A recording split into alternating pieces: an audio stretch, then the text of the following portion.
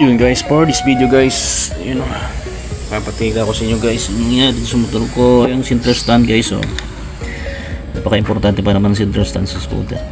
So yun guys, oh, putol na yan eh. So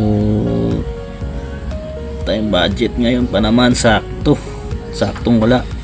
So tatanggalin na lang guys, gapagawa ko ng remedyo, papinturan ko. Sorry, pa-welding ko. Same time, pipituruhan ko na rin siguro pagka nagawa. So dito yan guys, ilalim eh. Ito guys, oh, tatanggalin tong clip. Yan. Para matanggal natin yung parang pinaka-ehe nya. So yan guys muna. Magawa muna ako remedyo. Kung kaya pa nang gawa ng remedyo to. Mahal pa naman ang center stand.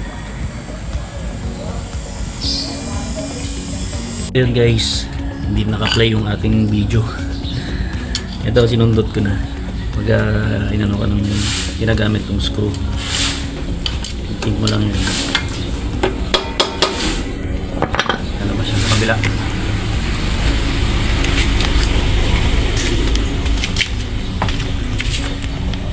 Kita. Yun guys, oh. Kita ba? Ito. Yun. Ito. Yan. So lalabas na siya. Spring lang. Tanggalin ko muna yung spring. Mahirap na yung video kasi gawa ng ano. Tika. Tanggalin mo natin yung spring. So ayun nga guys, bali natanggal ko na guys, oh. Ingay ng ano, yung gagawa. Aso pa ayaw, no? Tanggal na.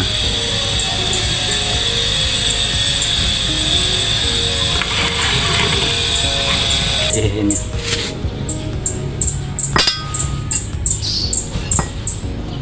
So yun. Wala mo kung anong gagawin dito, pwedeng welding muna para makatipid. Madali naman siya hugutin guys. Ang mali ko lang doon guys, tanggalin niyo muna yung spring.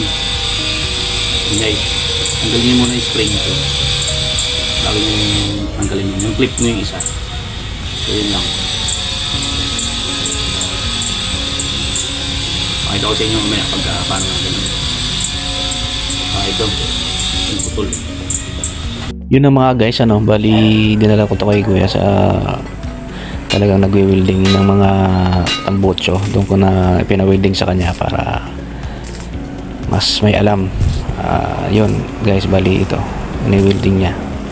Pinagawan ko na lang ng paraan guys. Talagang low budget tayo ngayon. So abangan nyo na lang guys, pipinturahan ko to mamaya. Yun guys, oh, ito yung pinawilding ko kanina. Ayan. Ayan, ayan. So, ayan. Tapos nilinis ko na lang guys. Pipinturahan ko na lang din. Nabaklas din naman eh.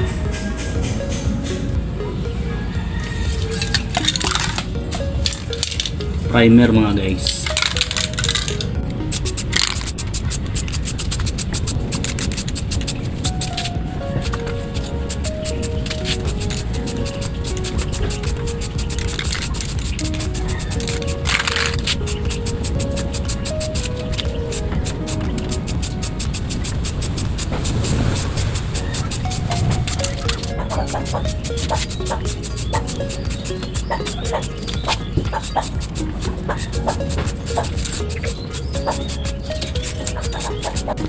So ito na guys, bali tapos ko na malagyan ng primer. So mamaya guys, papatuhan ko na ito lang kung anong pwede.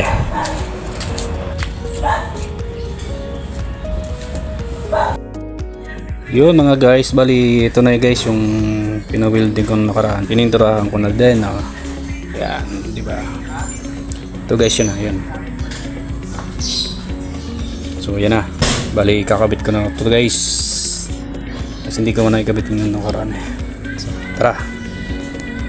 Ang puntong ito mga guys, bali kinakabit ko na siya. Nilagyan ko siya ng langis para madaling ilagay itong pinaka-ehe niya. So, hindi ko kasi alam kung paano, anong tawag yan eh. So, yan yung kakabit natin. Tapos lalagyan din natin langis doon sa kabila para mas mabilis ikabit.